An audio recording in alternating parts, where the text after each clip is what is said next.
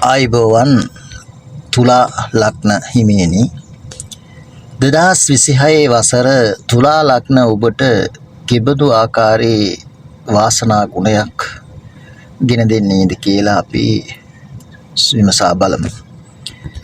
තුලා ලග්න හිමියන්ගේ ලග්නාධිපති සිකුරු රවි කුජ බුධ සමග 3 වෙන්නේද රාහු 5 වෙන්නේද සෙනසුරු ග්‍රහයා 6 වෙන්නේද සඳු 8 වෙන්නේද ගුරු වක්‍ර වී 9 වෙන්නේද කේතු 11 වෙන්නේද සිටිමින් ආරම්භුණු 2026 වසර තුලා ලග්න ඔබ සියලුම දෙනාට යහපත් වසරක් වනු ඇත.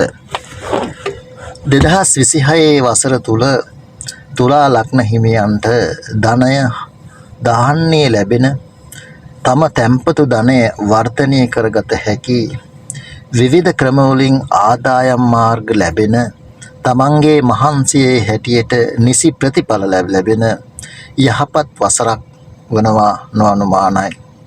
මෙම වසරේ තුලා ලග්න හිමියන් තුළ මසුරු ගතියක් පවා වර්ධනය විය හැකිය. සතුරන් නැති වෙනවා. ඒ වගේම කාගේ සහයෝගය තුලා ලග්න හිමියන්ට ලැබෙනවා. සතුරන්ගේ පවා සහයෝගය ලැබෙන ඒ වගේම ප්‍රිය සම්භාෂණ අවස්ථාවලට ඇරයුම් ලැබෙන තමන්ගේ තත්ත්වයේ තරමක් උසස් වන ඒ වගේම නිෂ්ඵල ගමන් වියදම් ඇති වෙන වසරක් ලෙසද තුලා ලග්න හිමියන්ට 2026 වසර පෙන්වා දෙන්න පුළුවන්. වසරේ මැද භාගයේ වන විට තම කටයුතු වලට බාධාකාරී තත්ත්වයක් ඇති වෙන්න පුළුවන්. තමන් මෙතෙක් කරගෙන කටයුතු අවුල් සහගත තත්ත්වයක් ඇති වෙන්න පුළුවන්. ඒ වගේම සිත් ඇවුල් ඇති වෙන්න පුළුවන්. පවුලේ සමීප වැඩිහිටියෙකුගේ වෙන්වීමක් හෝ වැඩිහිටියෙකුට කරදරයක් සිදුවීමට ලොකු ඉඩකඩක් පවතිනවා.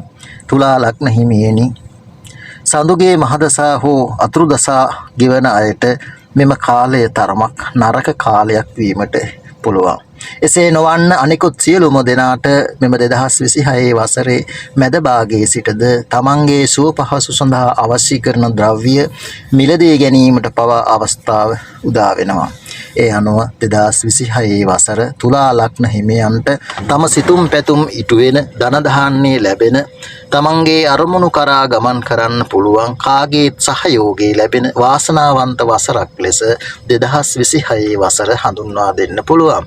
ඒ වගේම තුලා ලග්න හිමියනි මෙම 2026 වසර තුල ඔබ වඩාත් සැලකිලිමත් විය යුතු තත්ත්වයක් වන්නේ ඔබේ ශරීර සෞඛ්‍ය සම්බන්ධයෙන් බලනකොට මූත්‍රා ආසාදන මූත්‍රා ආසීත අසනීප තත්ත්වයන් ඇති වෙන්න පුළුවන්.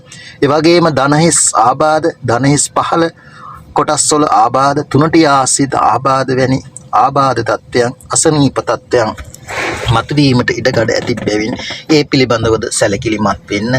ඒ අනුව 2026 වසර තුලා ලග්න හිමියන්ට වාසනාව ගෙනෙන යහපත් වසරක් වන බවත් එනිසා තුලා ලග්න හිමියනි ඔබ සෑම දිනම තමන්ගේ ඉදිරි කටයුතු ඒ අනුව සංවිධානය කර ගනිමින් ජයග්‍රහී ගමන ගෑම සඳහා ශක්තිය ධෛර්යය ලැබෙන්න කියලා මම ප්‍රාර්ථනා කරනවා. තෙරුවන් සරණයි.